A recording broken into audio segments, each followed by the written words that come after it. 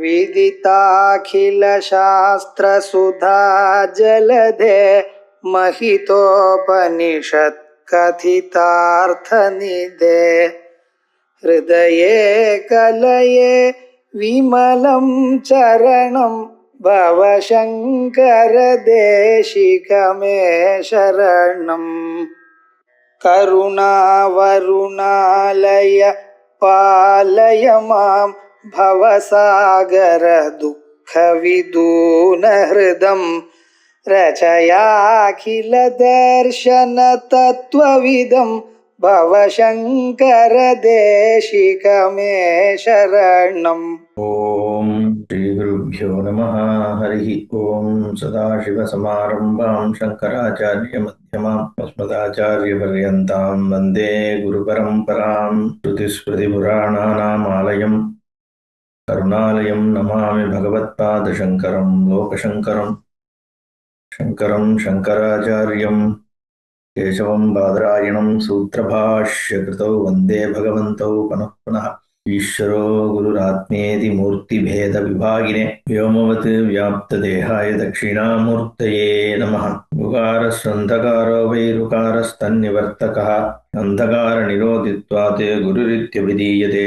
ॐ सहना भवतु सहनौ भुनक्तु सह वीर्यङ्करवावहै तेजस्विनावधीतमस्तु मा विद्विषावहै।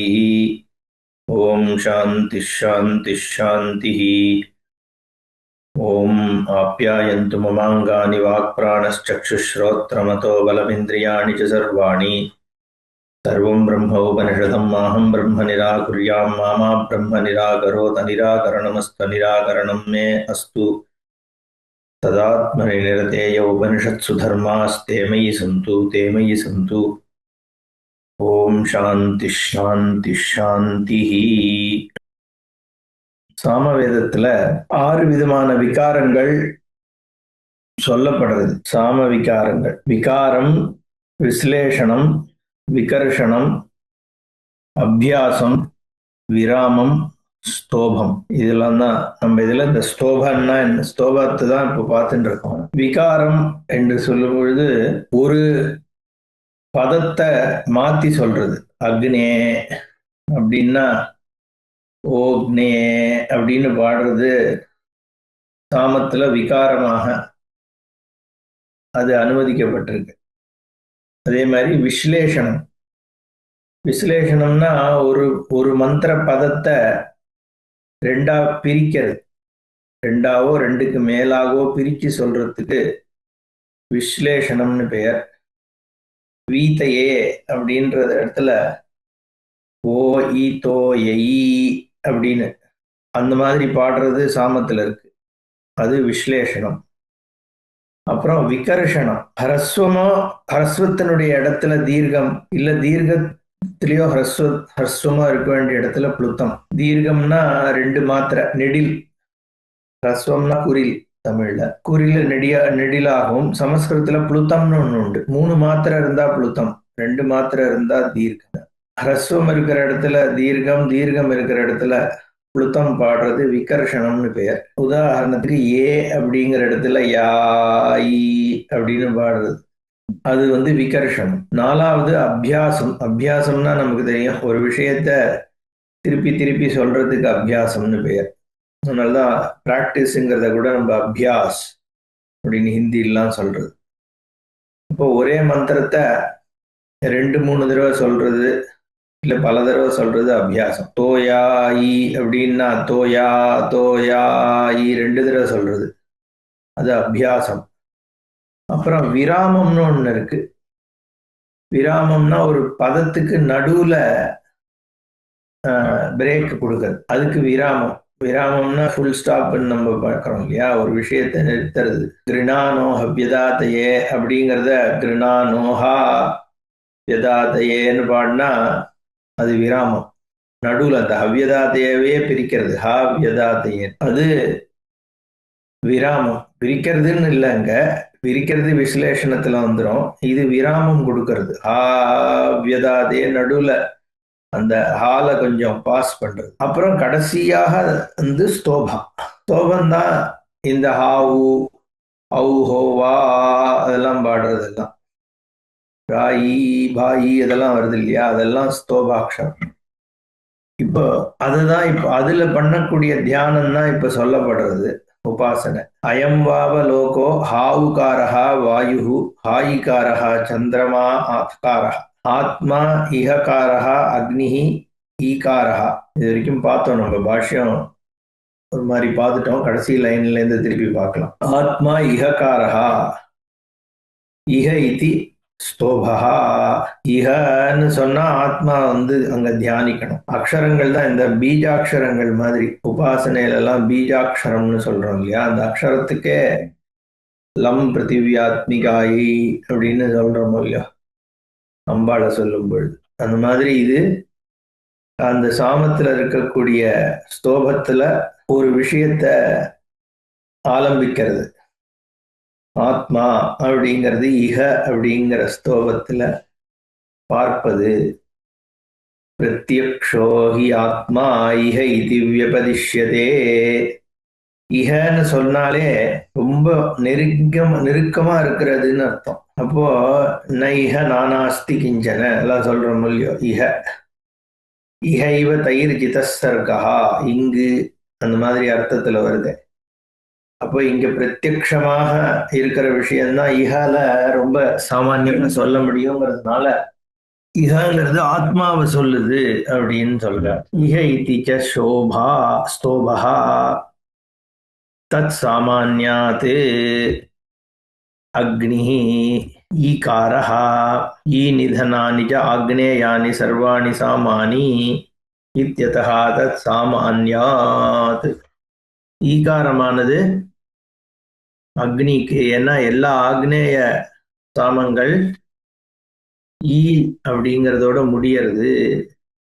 அப்படிங்கிறதுனால ஈகாரத்துல அக்னிய உபாசி அப்படின்ற வரைக்கும் பார்த்தோம். ஆதித்ய ஊகாரஹ நிஹவ ஏகாரஹ விஸ்வே தேவா ஔஹோயீகாரஹ பிரஜாபதி ஹிங்காரஹ பிராணஸ்வரஹ அன்னம்யா வாக் விராட்.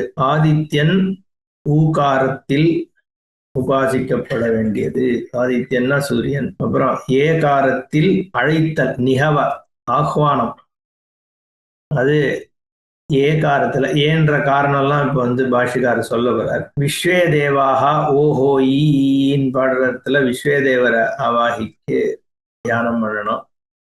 பிரஜாபதி ஹிங்காரஹ ஹிங்காரத்துல பிரஜாபதி. பிராணஹா ஸ்வரஹா பிராணஹா பிராணனை ஸ்வரம்ன்ற ஸ்தோபத்துல ஸ்வர அப்படின்னு ஸ்தோப வரும்பொழுது அங்க பிராணனையும் என்ன. அப்புறம் அன்னம் யான்ற ஸ்தோபத்துல அன்னத்தை தியானிக்கணும். விராட்ட வாக்கு வாக்குன்ற ஸ்தோபத்துல விராட் அன்ன தேவத்தைய உபாசிக்கணும்னு சொல்றது. ஆதித்யா ஊகாரஹா ஊகாரத்துல ஆதித்யன். ஏன் ஆதித்யன ஊகாரத்துல இந்த ஹாவு சொல்றாளே அந்த மாதிரி ஊல உச்சைர் ஊர்த்வம் சந்தம் ஆதித்யம் காயந்தி இது ஊகாரஸ்சாயம் ஸ்தோபஹா. ஊத்துனாலே ஆதித்யன்னு பல தடவை பார்த்துட்டோம் நம்ம. உதிக்கிறது அப்படின்லாம் சொல்றோமே, உத்துங்கிற பதம். அதனால ஊ அப்படிங்கிற ஊர்துவத்துவம் மேலிருப்பதனால், உயர்வாக இருப்பதனால், அதனால ஊகாரம் ஆதித்யனை உபாசிக்கிற சொற்கள். இப்ப இதெல்லாம் ரொம்ப இதை ஏன் எதுக்குன்ற லாஜிக்லாம் ஜஸ்ட் சப்போர்ட்டிங் லாஜிக் தான். சாஸ்திரம் ஸ்ருதி ரொம்ப சிம்பிளிஃபைடா எதுக்கு என்னன்னு சொல்லுதோ அதை அதுல உபாசிக்க வேண்டியதுதான். என்ன இதுல அது ஒரு கைட்லைன் கொடுக்கறது. அது ஜஸ்டிபிகேஷன் கொடுக்க வேண்டிய அவசியம் கூட கிடையாது ஆக்சுவலி ஸ்ருதிக்கு. ஏன்னா அது விதி நிஷேதம் சொல்றதுதான் ஸ்ருதியினுடைய வேலை இல்லையா. என்ன ஆக்சுவலி ஆம்னாயஸ்ய கிரியார்த்தத்வாத் அனர்த்தக்கியம் அததர்த்தானாம்னு கர்மகாண்டிகள்லாம் சொல்லுவா. ஆம்னாயம்ன்ற வேதமானது ஒரு விஷயத்தை செய்யாதன்னு சொல்றதுக்கு தான் இருக்கு. இதை செய்யாத, இப்படி இப்படி செய்யாத, அவ்வளவுதான் அதுக்குனுடைய விஷயமே ஒழிய இந்த மாதிரி உபநிஷத்துகள்லாம் பெருசா நீ ஞானத்தை கொடுக்குதுன்னா தாத்பரியம் எடுத்துக்க கூடாதுன்னு அவளோட வாதம். அதனால விதி நிஷேத பரமாக இருக்கக்கூடிய வேதத்துக்கு ஜஸ்டிபிகேஷன் கொடுக்க வேண்டிய அவசியம் கிடையாது. இருந்தாலும் ஒரு சப்போர்ட்டிங் ஜஸ்டிபிகேஷன் இங்க கொடுத்துன்னு பாஷ்யக்காரரும் கொடுத்துன்னு போறார். அங்கங்க ஜஸ்டிபிகேஷன் தர்றது ஸ்ருதி கூட. அடுத்த அத்தியாயத்துல சாமத்தை ஏன் சர்வ சாமத்தையும் உபாசிக்கணும் அப்படிங்கறதெல்லாம் சொல்ல போறது. அதுக்கு காரணம் சொல்றது ஸ்ருதியே. இங்கேயுமே நம்ம வேதம் என்ன சொல்றதோ அப்படி எப்படியுமே நம்ம ஏற்கனவே பார்த்தோம், சமஷ்டி விஷயத்தை உபாசிக்கிறது தான் இங்க தாத்பரியம். ஏன்னா கர்மகாண்டம் முடிஞ்சு ஞானத்திற்கு யோக்கியத்தை பெற்று கொடுக்கறதுக்கு தான் இந்த உபாசனங்கள். அப்போ உபாசனை எப்பவுமே என்ன பண்ணணும், சமஷ்டியில தான் உபாசிக்கிறது. வேதாந்த உபாசனை பார்த்தா சமஷ்டி உபாசனை தான். ஏன்னா அத்தியாரோப அபவாதாபியாம் நிஷ்பிரபஞ்சம் பிரபஞ்சதே அப்படிங்கிறது தான் சாஸ்திரம். இப்படி இந்த ஞானம் ஏற்படும். வேதாந்தத்துல ஆத்ம ஞானம் சர்வம் பிரம்ம இவ அப்படிங்கிற ஞானம் எப்படி ஏற்படும்? முதல்ல வித் ஆட்ரிபியூட் சர்வமும் நான் தான் அப்படிங்கிற ஒரு பாவத்தை பார்க்க ஆரம்பிச்ச அப்புறம் அந்த ஆட்ரிபியூட் அப்படிங்கிறது மித்யா அப்படின்னு காண்பிக்கப்படும் பொழுது சர்வம் பிரம்ம இவங்கிறது சித்திக்கிறது. அப்போ முதல்ல அத்தியாரோபம் பண்ணணும் எல்லாம். அதனால்தான் காரிய காரண பிரக்கிரியை ஏன் வேதம் சொல்றது? சர்வசிய காரணம் பிரம்ம அப்படின்னு சொல்லும் பொழுது என்ன, காரிய ஜெகத்து காரண பிரம்மத்தினால வியாபிக்கப்பட்டிருக்கு அப்படின்னு முதல்ல புரிஞ்சுக்கிறோம். அதுக்கப்புறம் காரியத்தன்மை இருக்கே, அதுக்கு தனி சத்தா இல்லை, அது காரணத்தை ஆசிரியிச்சிருக்கு. எப்படி பானை களிமண் ஆசிரியிச்சிருக்கோ அத மாதிரி இந்த குணங்கள்லாம் காரணமா இருக்கக்கூடிய சைதன்யத்தை தான் சொரூபமா வச்சிருக்கு அப்படின்னு புரிஞ்சுக்கும் பொழுது அந்த ஞானம் ஏற்படுறது. அப்படிங்கிறதுனால அந்த சகுணமா சமஷ்டி ஸ்வரூபத்தை முதல்ல அத்தியாரோபணம் பண்ண வேண்டியிருக்கு. அப்ப அதுக்கு ப்ரிப்பரேஷனாக இந்த உபாசனையை வைக்கும் பொழுது சமஷ்டி விஷயத்தை பார்க்க ஆரம்பிக்கணும். முக்காவாசி இந்த நான் ஏற்கனவே சொல்லியிருக்கேன்னு நினைக்கிறேன். ஈவன் இந்த குணங்கள்லாம் சொல்றோமே, என்ன சத்துவ குணங்கள் நிறைய, ஒரு லோகத்துக்கு மேல கருணை, செல்ஃப்லெஸ்னஸ், எல்லாருக்கும் சாந்தி, எல்லாருக்குமா பிரார்த்திக்கிறது, ஏன் எல்லாத்தையும் பகவானா பாருன்றது, இதெல்லாம் அதுல வர்றதுதான் சமஷ்டி பிரம்மத்தை பார்க்கறது தான். ருத்ர நமக்கம் என்ன சொல்ல வருது? எல்லா பொருள்களும் அதே பரம்பொருள் என்கின்ற ஒரு தரிசனத்தை தானே அதுவே சொல்றது. அப்ப அது மாதிரி இந்த உபாசனங்கள்லாமும் என்ன பண்றதுன்னா சமஷ்டி விஷயத்துல புத்தியை கொண்டு போக வைக்கிறது. அதனால அத சொல்றது வேதம். அதுக்கு அது பெருசா ஜஸ்டிபிகேஷன்லாம் கொடுக்க வேண்டிய அவசியம் இல்லை. இதுல இப்படி ஏன்னா உபாசனை பார்த்தா எல்லாமே சமஷ்டி தான். சூரியனை இங்க ஊல உபாசி இல்லையா, பிரஜாபதிய ஹிங்காரத்துல உபாசி, சமஷ்டி பிராணன ஸ்வரத்துல உபாசி, விராட் ஸ்வரூபத்தை வாக்குல உபாசி. ஆக நம்ம பாடுற இந்த கானத்துல சமஷ்டியே எடுத்துட்டு வரோம். சாமவேதம் பாடுறோமோ இல்லையோ, சமஷ்டி விஷயங்களை ஏதோ ஒரு நம்மளோட சாமான்யமா இயங்குகின்ற விஷயத்துல உபாசிச்சு பார்க்க தெரிஞ்சுக்கோன்னு அர்த்தம். இது சாமவேதிக்கு சாமத்தை ஆதாரமா வச்சு வேதம் சொல்றது. இப்ப மத்தவா எப்படி இதை உபயோகப்படுத்திக்கலாம்? சூரியன் எல்லாருக்கும் பொது தானே, சாமவேதிக்கு மட்டும் கிடையாது. சூரியனோ என்ன, இல்ல பிரஜாபதியோ, அன்னமோ, விராட்டோ, இதெல்லாம் எல்லாருக்கும் பொது. நமக்கு சாமம் தெரியுதோ தெரியலையோ, அப்போ இதை நம்ம அடாப்ட் பண்ணிக்கலாம். எப்படி அடாப்ட் பண்ணிக்கிறோம்? சாமம் பாடுறவன் சாமத்துல இத ஆலம்பிக்கிறான், நம்ம வேற மாதிரி ஆலம்பனம் பண்ணிக்க வேண்டியதான். பண்ணா அந்த ஸ்பிரிட், அதனாலதான் என் குருநாதர் சொல்லுவார், keep the spirit, forms can change. அதை நம்ம அந்த விஷயத்தை எப்பவுமே மைண்ட்ல வச்சுக்கணும். ஏன்னா இந்த உபாசனை படிக்கிறதுனால நமக்கு என்ன சார் பிரயோஜனம் இப்போ அப்படின்ற கேள்வி வர்றதான். சரி, சாமவேதி இதை பண்றார், நமக்கு என்ன அப்படின்னா அதுக்குதான் சொல்றேன். இது சாமம் பாடுறதுனால சாமத்துல இப்படி நீ அத்தியாரோபணம் பண்ணுன்னு சொல்லியிருக்கு, அவ்வளவுதான். அப்படி இல்லைங்கிற பொழுது இதனுடைய சித்தாந்தம் என்னன்னா, சமஷ்டிய ஏதோ ஒரு விஷயமாக நீ உபாசி. சமஷ்டி உபாசனம் தான் தாத்பரியம். உச்சைர் ஊர்த்வம் சந்தம் ஆதித்யம் காயந்தி இது ஊகாரஸ்ச அயம் ஸ்தோபகா. ஆதித்யனை பாடுறதுக்கு ஊர்துவமாக தான் பாடுறோங்கிறதுனால ஊகாரம் உச்சைஹி தந்தம் ஆதித்யம் காயந்தி. ஆதித்யனை பாடும் பொழுது மேலதான் பாடுறோம். அதனால ஊகார ஸ்தோபத்துல ஆதித்யனை தியானிக்கிறது. ஆதித்ய தெய்வத்யே தாம் நிஸ்தோப இது ஆதித்ய ஊகாரஹா நிஹவ இது ஆஹ்வானம் ஏகாரஹா ஸ்தோபஹா ஏஹீதி ச ஆஹ்வயந்தி.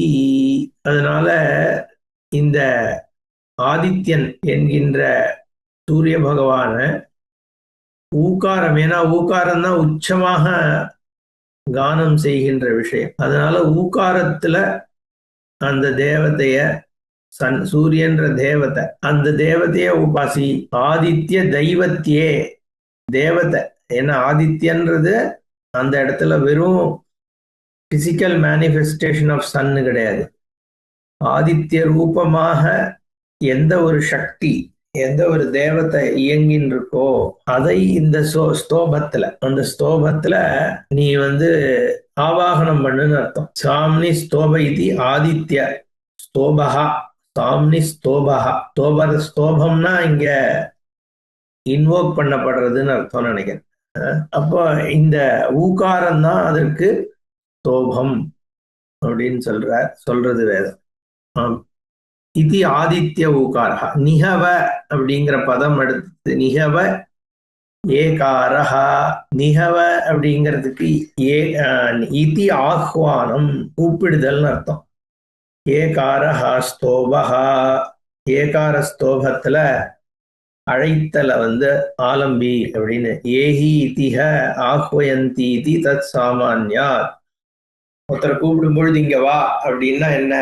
ஏஹி ஏஹி முதம் தேஹி.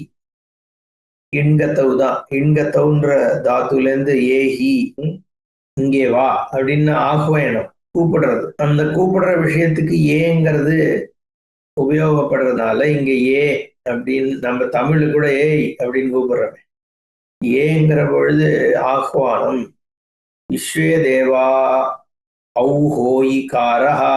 ஔஹோயி அதுக்கு விஸ்வே தேவர் அதில் ஆலம்பனம். விஸ்வே வைஸ்வதேவ்யே சாம்னி ஸ்தோபஸ்ய தர்ஷனாத்.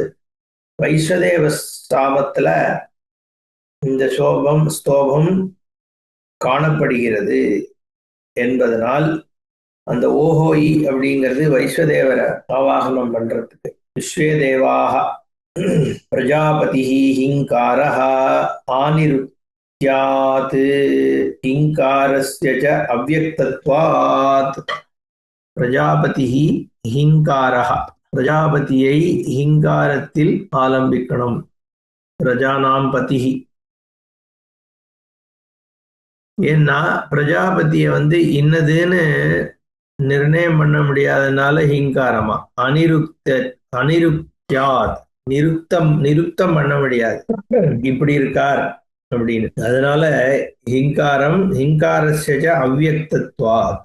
ஹிங்காரமும் பிரிக்க முடியாததா இருக்கிறதுனால, பிரஜாபதியும் அனிருப்தமா இருக்கிறதுனால ஹிங்காரத்துல பிரஜாபதிய ஆலம்பனம் பண்ணு.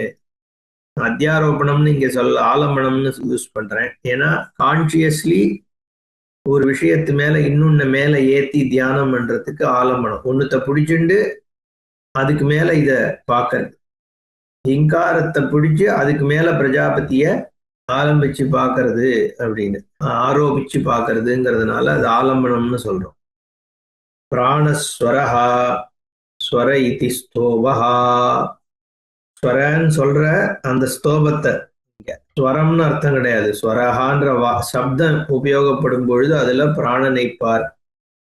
பிராணஸ்ய ஸ்வரஹேதுத்வ சாமான்யாத். அதே சமயத்துல ஸ்வரத்துக்கு பிராணம் தான் பிரதானம். அதனால அன்னம் யா இதி ஸ்தோபஹா. அன்னம் யா, அன்னம் யா, அந்த யா அப்படிங்கிற ஸ்தோபத்துல அன்னத்தை பாரு.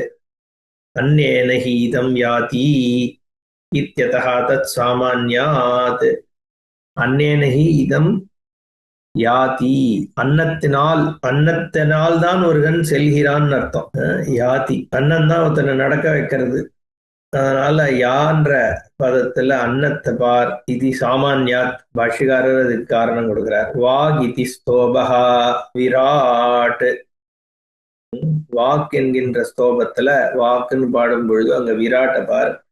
அன்னம் தேவதா விசேஷா வா. விராட்டுனா என்ன? விராட்டுங்கிறது ஜாகிரத் சமஷ்டி. பொதுவாக அதுதானே விராட். சமஷ்டி நம்ம விஸ்வம் என்று சொல்லப்படக்கூடிய இந்த வேக்கன் இண்டிவிஜுவலுடைய அதோட சமஷ்டிக்கு விராட்டுன்னு பெயர். சூக்ஷ்ம சமஷ்டிக்கு ஹிரண்ய கர்ப்பன்னு பெயர். இதெல்லாம் நம்ம பார்த்திருக்கோம் மாண்டூக்கியம் பல இடங்கள்ல. இந்த விராட் ஸ்வரூபம் அப்படின்னு சொல்லும் பொழுது மேனிஃபெஸ்டட் ஸ்தூல பிரபஞ்சம் சமஷ்டியா பார்க்கும் பொழுது விராட். இல்லைன்னா அன்னம் சமஷ்டியை எடுத்துக்கலாம்னு சொல்லிட்டார் பாஷ்யக்காரர். அன்னம் தேவதா விசேஷோவா அப்படின்னு. இங்க விராட்டுங்கிறது அன்னத்தை எடுத்துக்கலாம், அதுவும் விராட்டு தானே. அன்னமயம்தான் எல்லாம் பஞ்சபூதமாக இருக்கிறதுனால. இல்ல தேவதா விசேஷம், விராட்டுங்கிற ஒரு தேவதையோ. வைராஜே சாம்னி ஸ்தோபதர்ஷனாத். அந்த வாக்கு அப்படிங்கிற ஸ்தோபத்துல விராட் ஸ்வரூபத்தை பார்க்கறதுனால. அந்த வைராஜ சாமத்துல எப்படி வைஸ்வதேவ சுவாமத்துல இந்த ஸ்தோபம் ஓஹோயிங்கிற ஸ்தோபம் நிறைய வர்றதோ, அந்த மாதிரி வாகுன்ற ஸ்தோபமானது வைராஜ சாமத்துல பார்க்கப்படுறதுனால அதுல உபாசின்னு பாஷ்யக்காரர். அனிருக்த த்ரயோதசஸ்தோபஹா சஞ்சரோ ஹுங்காரஹா. 13வது ஸ்தோபம் அனிருக்தம். இதுவும் ஏற்கனவே அனிருக்த சொன்னார் இல்லையா, அதே மாதிரி இதுவும் பிரஜாபதிக்கு. அதே மாதிரி இந்த ஸ்தோபமும் அனிருக்தம். ஸ்தோபமே அனிருக்தத்துக்கு ஹுங்காரம். ஏற்கனவே அந்த ஹிங்காரமும் அங்க பிரஜாபதிக்கு அனிருக்தமாக சொன்னார். இங்க 13வது ஸ்தோபம் ஹுங்காரஹா த்ரயோதசா. இது வரைக்கும் 13 ஆயிடுத்தா? 12 ஆயிடுத்தா? அயம் வாவ லோகோ ஹாவுகாரம் ஆயிகாரம் அத்தகாரம் இஹகாரம் ஈகாரம். முதல்ல ஒரு 5, அப்புறம் ஊகாரம் ஏகாரம் ஔஹோ ஈகாரம் கிங்காரம் ஸ்வரஹா யா விராட். ஸ்வரஹா வாக்கு இல்லையா? 12 ஆயிடுத்து. 13 சரி. அனிருக்தஹா த்ரயோதச ஸ்தோபஹா. 13வது ஸ்தோபம் அனிருக்தம். சஞ்சரஹோ ஹுங்காரஹா. ஹுங்காரம் என்கின்ற முடிவில்லாத அந்த ஸ்தோபத்தை இந்த திரையோதசமான எந்த வஸ்துக்கு? அனிருக்த வஸ்து. அது எதுன்னா அனிருக்தஹ அவ்யக்தத்வாத் இதம் ச இதி நிர்வக்தும் ந சக்யதே. பிரிக்க முடியாததனால், சரியாக தெளிவுபட முடியாததனால், அவ்யக்தத்வாத் வியக்தமாக இல்லாததுனால, அன்மேனிஃபெஸ்டா இருக்கிறதுனால, எது இதம் ச இதி நிர்வக்தும், இதுதான் அப்படின்னு நம்மளால சரியாக நிர்ணயம் பண்ண முடியாத விஷயத்தை அனிருக்தம்னு சொல்றோம். சஞ்சரஹா விகல்பமான ஸ்வரூபா. சஞ்சரஹானா விகல்பியமான ஸ்வரூபான்னு சொல்றாரு. விகல்பம்னா ஒரு தன்மை, பிரித்து பார்க்கின்ற ஆப்ஷன் கூட விகல்பம்னு சொல்றோம் இல்லையா? அந்த நிர்விகல்பம் சவிகல்பம் இந்த மாதிரிலாம் சொல்றோம் இல்லையா? அந்த மாதிரி பிரிந்து தெரிகின்ற தன்மை இல்லாததுனால அது அனிருக்தா. கஹா அசௌ இதி. ஆக த்ரயோதசஸ்தோபஹா ஹுங்காரஹா. 13வது அந்த அனிருக்த பதார்த்தமானது ஹுங்காரத்துல ஆலம்பி. அதுவே அனிருக்தம்ங்கிற பொழுது அது எப்படி ஆலம்பிக்கிறது? அவ்யக்தோ ஹி அகம் அத்தஹ அனிருக்த விசேஷா ஏவ உபாஸ்யா. ஒரு ஜெனரலா சரியாக சரியாக தெரியாத ஒரு பொருளை இந்த அப்படின்னு ஒண்ணு இருக்கிறதுனா அது இந்த ஹுங்காரத்துல பார். ஏன்னா அதுவுமே அந்த மாதிரி சில விஷயங்கள் இருக்கணும். கடைசியில வேதாந்தம் அப்படித்தானே சொல்ல போறது. மொத்த ஜெகத்துமே மாயா ஸ்வரூபமாக அனிர்வச்சனீயம். அனிருப்தம்ங்கிறது அனிர்வச்சனீயம் தானே. நிர்வச்சனம் பண்ண முடியாததுங்கிறதா நிருப்தம் பண்ண முடியாததுன்னு ஆக போறது. அதையுமே நம்ம ஒரு ஏதோ ஒரு ஸ்தோபத்துல ஆலம்பனம் பண்ணி தியானம் பண்ணலாம் அப்படின்றத இப்பயே காண்பிக்கிறது ஸ்ருதி. இன்னதுன்ற நிர்ணயம் பண்ணக்கூடியதாக எல்லாம் இருப்பதில்லை. நிறைய விஷயங்களை நிர்ணயமே பண்ண முடியாது. As a matter of fact உலகத்துல இருக்கிற நமக்கு ஆப்ஜெக்டிஃபை பண்ற பொருளை நம்ம விசாரம் பண்ணி பார்த்தோம்னா எதையுமே நிர்ணயம் பண்ண முடியாது. அதனாலதான் அதை மாயான்னு சொல்றோம், அனிர்வச்சனியம் சொல்றோம். அதனுடைய தன்மை இன்னதுன்னு அறிந்து கொள்ள முடியாத தன்மையுடையது அப்படின்ற சில பதார்த்தங்கள் இருக்கணும். அதையுமே நீ இத மாதிரி ஹுங்காரத்துல ஆலம்பிச்சு உபாசி. எதை உபாசிக்கிறேன்னு எனக்கு சரியா தெரியாம இருக்கக்கூடிய ஒண்ணுத்தை ஹுங்காரத்துல உபாசிதான். ஈஸ்வரனை பத்தி சொல்லும் பொழுது நீ எப்படி இருக்கேன்றது எனக்கு தெரியாது, எப்படி இருந்தாலும் உனக்கு நமஸ்காரம், எப்படி இருக்கியோ அப்படி நமஸ்காரம். ஏன்னா அந்த தன்மை புரிந்து கொள்ள முடியாத தன்மை இருக்கிறதுனால அப்படின்னு இங்க அதையும் உபாசிக்க சொல்றோம். மேல நாளைக்கு பார்ப்போம். பூர்ணமதః பூர்ணமிதம் பூர்ணாத் பூர்ணமுதச்யதே பூர்ணஸ்ய பூர்ணமாதாய பூர்ணமேவாவசிஷ்யதே. ஓம் சாந்தி சாந்தி சாந்தி. ஹரிஹி ஓம் ஸ்ரீ குருभ्यो நமः. ஹரிஹி ஓம்.